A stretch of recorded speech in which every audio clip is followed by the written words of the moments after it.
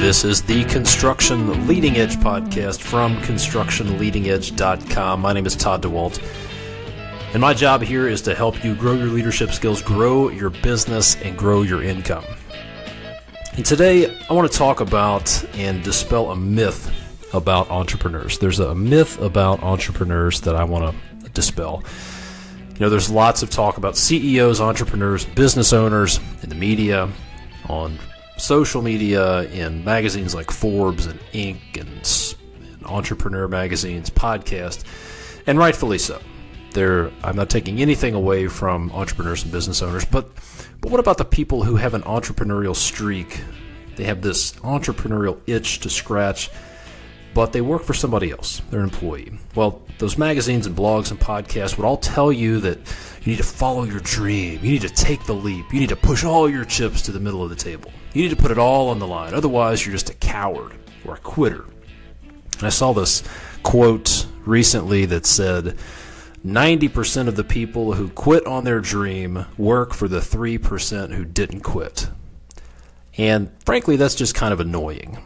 Now, lots of respect to the people who own businesses, not taking anything away from them, but to say that everybody who's an employee of somebody else is a quitter, that's just ridiculous. That's just ridiculous. See, it's not an either-or situation. It's not a case of either you're entrepreneurial and you start a business and you work for yourself, or you're an employee. That's the myth. The myth is that you're either entrepreneurial or you're an employee. You can't be both. That's a myth. It's just simply not true.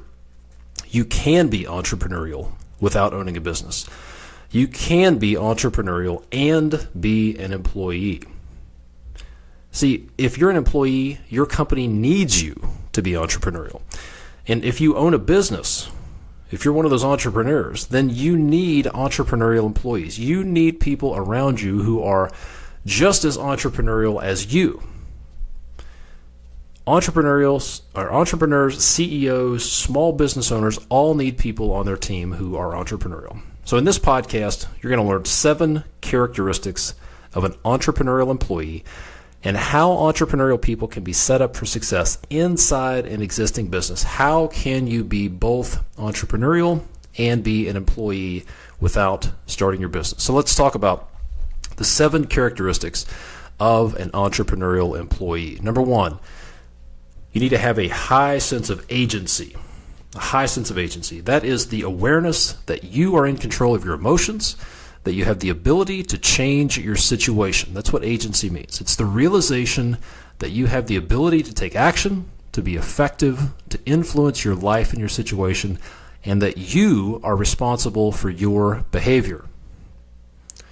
That's what agency means. You're in control of your emotions, you're in control of your behavior, and you have the ability to influence your life and your situation, and you are responsible for your behavior. When you have a high sense of agency, this makes you stable, it makes you flexible, and it makes you resilient in the face of changes and challenges. Think about the term agent, or a secret agent, or a special agent. 007 was a secret agent. There are special agents in the government. And here's the definition of an agent. An agent is a person who takes an active role and produces a specified effect. Another way to describe an agent is someone who causes something to happen. So you need to be an agent. You need to have high agency. Take responsibility for your situation, take responsibility for your behavior, and understand that you are there to cause things to happen. That's what an entrepreneurial employee does. Number 2, you need to have a bias for taking action. When you're faced with a tough situation, you need to take action. You don't need to suffer from the paralysis of analysis. You need to execute.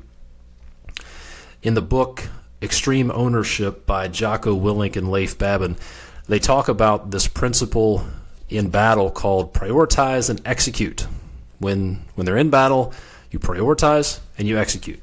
And what that looks like is a statement that Jocko made, which was relax, look around, make a call.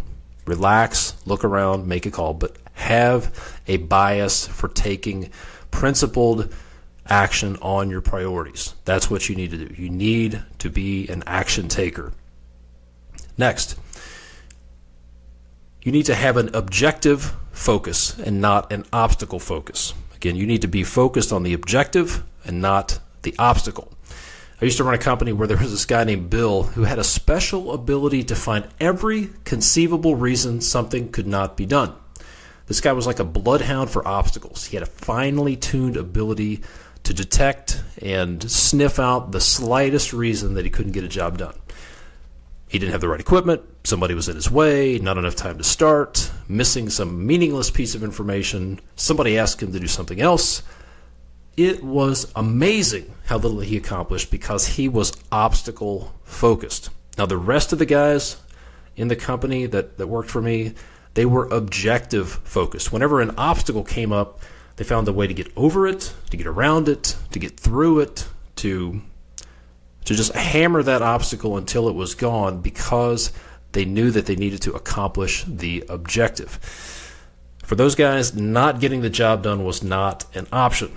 As a result, I was on a regular basis, I was amazed at what these guys could get accomplished because they were objective focused, not obstacle focused.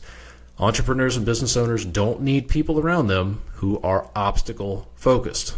They need people who are objective focused. Number 4, you need to exhibit ownership. Exhibit ownership. And that means that you take personal responsibility for whatever has been entrusted to you. Whatever project, whatever task, whatever has been given to you, you take personal responsibility and you are personally accountable for that. Now, you may not understand or you may not necessarily agree with it, but that's okay. You don't have to. You don't have to understand it. You don't have to agree with everything to exhibit ownership. You just have to be personally responsible and accountable for it. Could be a task that's given to you, the team that you've been given, a project, a division of the company, whatever it may be. You need to exhibit ownership. That will cause you to be noticed by your business owner because they're looking for somebody who says the buck stops here. That's what they're looking for. Number 5, you need to be a problem solver, not a problem collector. I had a young lady that worked for me about 10 or 12 years ago, and it was amazing the problems that she would bring to me. She was a manager, but every problem that came up, she just brought it straight to me. And she felt like it was her job just to collect problems and say, oh, here, Todd, here's this problem. And I would say, okay, go take care of it. Entrepreneurs and business owners don't need bird dogs for problems. Have you ever seen somebody using a bird dog hunting for pheasant or grouse? The hunter walks along, follows his dog, and then the bird dog stops and points at the bird and waits for the hunter to shoot it. So that's not what we're looking for here. They don't need bird dogs. They need people who will go hunt down problems, kill problems, drag them back home, and solve problems. They need people who will not just point out problems. They need people who will make problems go away. So don't be a problem collector. Be a problem solver. Number 6, you need to support the boss. Whether they're around, or whether they're not, in front of them, behind their back, whatever the case may be, you need to support the boss. Don't second guess them. Don't gossip them. Don't gossip about them. Don't talk behind their back. Don't question their decisions. Don't doubt and commiserate with other people in your company. Frankly, if you have issues or you have questions about what's going on, man up and ask them to their face. Because if it's not important enough for you to ask them directly and say it to their face, then don't say it. If it's not meaningful enough to say it to them, then drop it and let it go. And then you need to quench that, squelch, if that's a word, that human tendency to bitch and moan and commiserate and complain about leadership. If you're around that stuff, you certainly don't need to participate, and you need to squelch that and stop that. Keep people focused on the mission and show some appreciation for the stress and burden that your boss carries, especially if they're a small business owner. Put yourself in their shoes. What you've got to understand is small business owners, they're the backstop of that organization. They have personal guarantees out there with all of their suppliers. Well, maybe not all their suppliers, but a lot of the suppliers require a personal guarantee. That means that they have put their personal assets, their retirement, their house, their vehicles, all of their personal assets are on the line. If they work with a bonding company, then all of their assets are at risk. They are putting it all on the line. So put yourself in their shoes. Think about what they're doing to support the business. The personal guarantees, the stress and the worry of making payroll and paying bills and keeping people safe, they deal with an incredible amount of stress and strain. So show some empathy and say thank you every once in a while. Show some gratitude and serve them. Your job is to serve the people around you. Help them. You can lead from below. Help them by serving them and showing some gratitude and supporting them. Number 7, embrace the process. If you are young and ambitious and you're early in your career, then you're probably just anxious to get right to the next step. You're always looking at the next thing. Well, I'm here to tell you that was me. I did that for years, and it did not serve me very well. So trust me when I give you this advice. Don't rush through the process. Embrace the process. Don't be so focused on the next step and getting to the next thing. Don't be so focused on getting to the next promotion or the next position that you take shortcuts and that you don't fully engage in where you're at. Because here's the deal. The process, what you're doing right now makes you good. It's the process that makes you good. It's the process that you're going through that prepares you for the next level. If you take shortcuts and get to the next level without going through the process, you will fail. The process is your friend. Nick Saban, head coach of Alabama football, says this: don't think about winning the SEC championship. Don't think about the national championship. Think about what you need to do in this drill. Think about what you need to do on this play. Think about what you need to do in this moment. That's the process. Let's think about what we can do today, the task at hand. Bill Walsh even talks about, Bill Walsh was the 49ers head coach, and he has a book out there that says the score will take care of itself. If you focus on the details and focus on embracing the process, the score will take care of itself. Don't be so focused on results and try to skip over the process. So embrace the process. So there you go. 7 things. Let me recap those. Number 1, have a high sense of agency. Have a bias for taking action. Be objective focused, not obstacle focused. Exhibit ownership. Do not be a problem collector. Support the boss and embrace the process. Those are the 7 characteristics of an entrepreneurial employee. Now, how do you do this? That sounds great, but how do you actually get yourself in a position to do this? All right. I've done this in the past and it works. Here's in general what you want to do. You need to get yourself in a position where you can directly impact the bottom line. There needs to be some direct connection between what you're doing and a measurable effect on the business.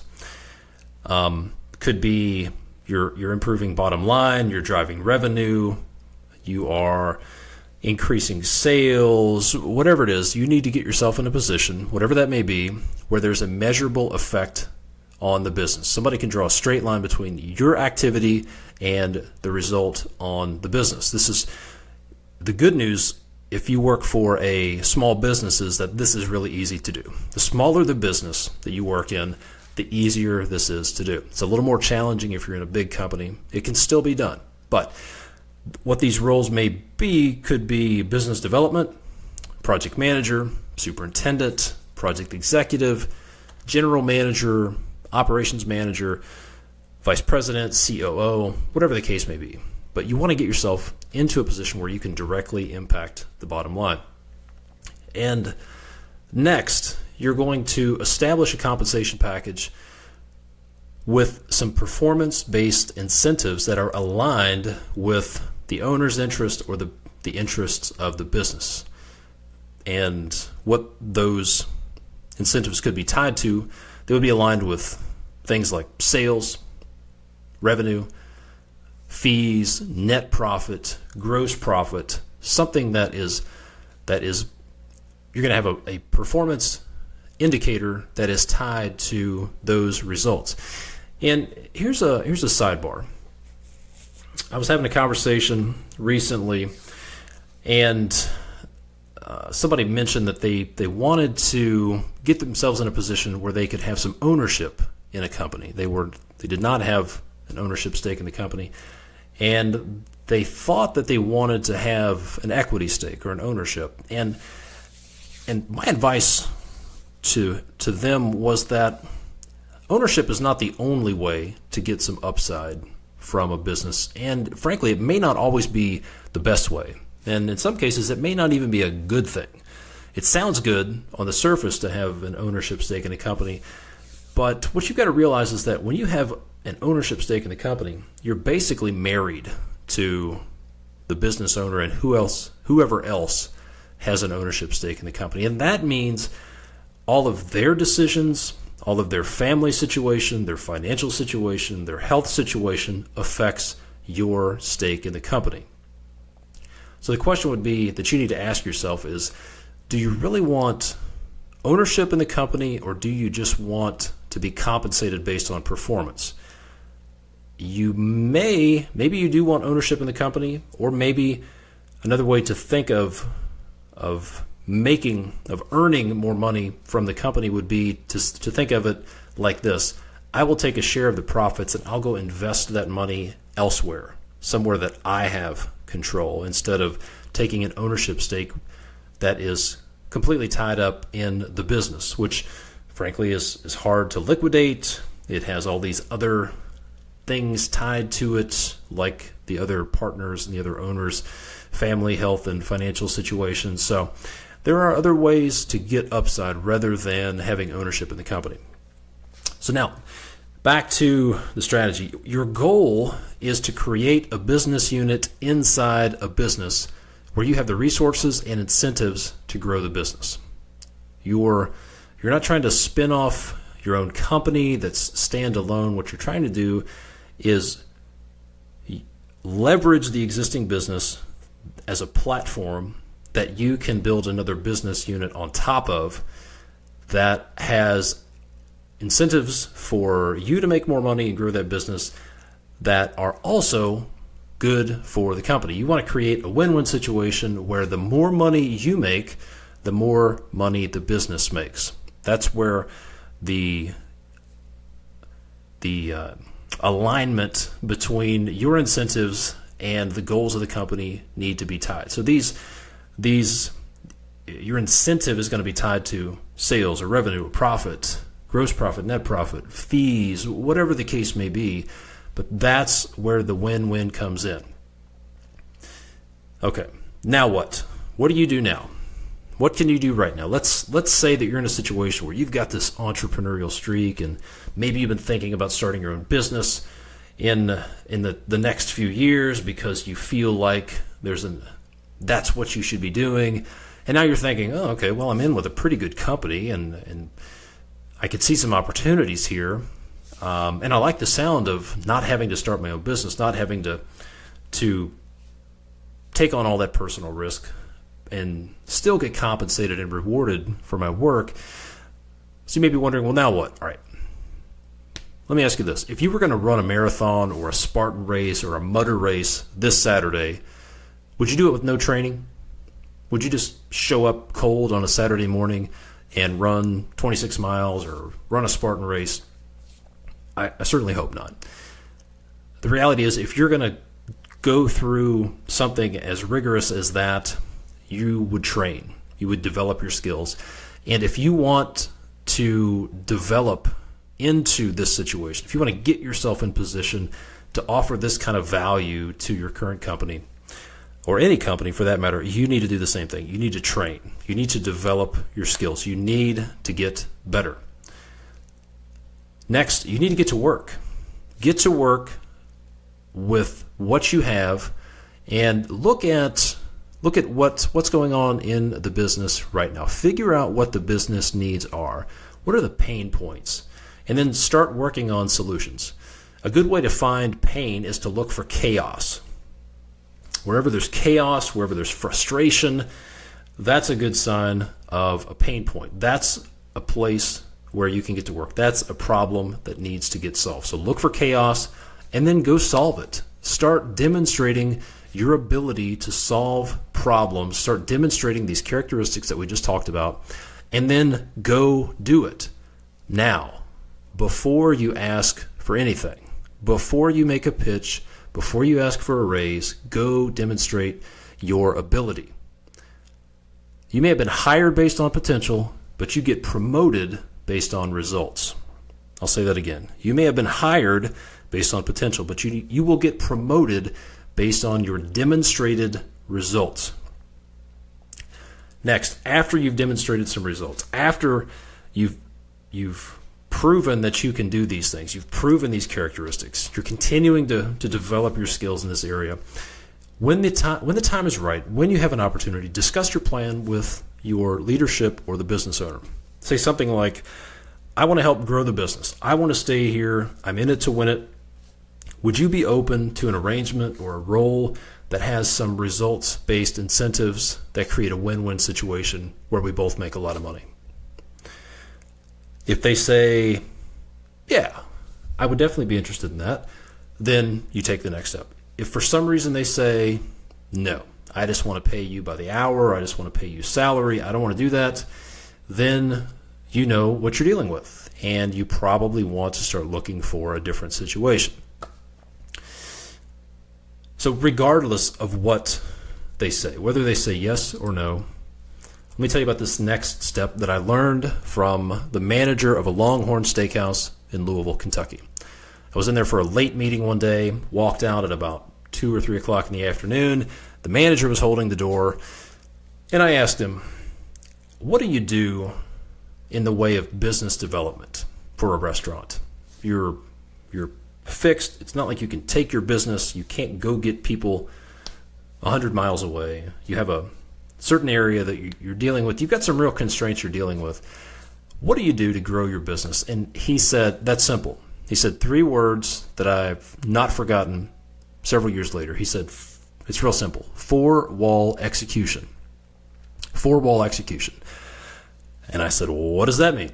And he said, when somebody comes into our restaurant, when somebody's inside of our 4 walls, we're going to execute to the best of our ability. We're going to do everything we can to make sure they have a great experience, because if they have a great experience and we do good work and we focus on what's right in front of us, then they'll come back and they'll probably bring their friends. If we don't do a good job and we focus on stuff that doesn't matter to them, then they're not going to come back, and chances are they're going to tell their friends, and they won't come back either. So 4-wall execution was his strategy for growing the business.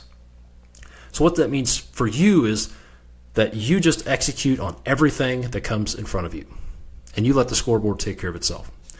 You embrace the process. Whatever falls in your lap or lands on your desk, you just execute that to the best of your ability, and you just crush it. If your boss doesn't notice, don't worry about it, because a client or a subcontractor or a general contractor or a competitor will eventually notice, and you will be rewarded. The universe has a good way and a good process for taking care of people who do good work. Opportunities will come to you when you do this. The problem that I've seen in my life and in a lot of other people's careers is we wait for this opportunity to come before we start doing these things. We think, well, when I get promoted, then I'll start doing that. No, that's not how it works. You need to go first. You need to invest, and you need to demonstrate your ability. Then the opportunities will come.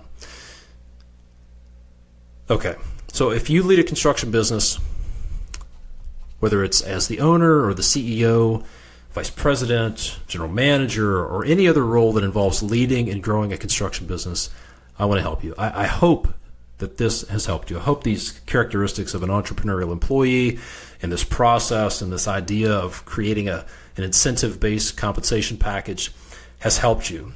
But I want to help you even more if you lead a construction business.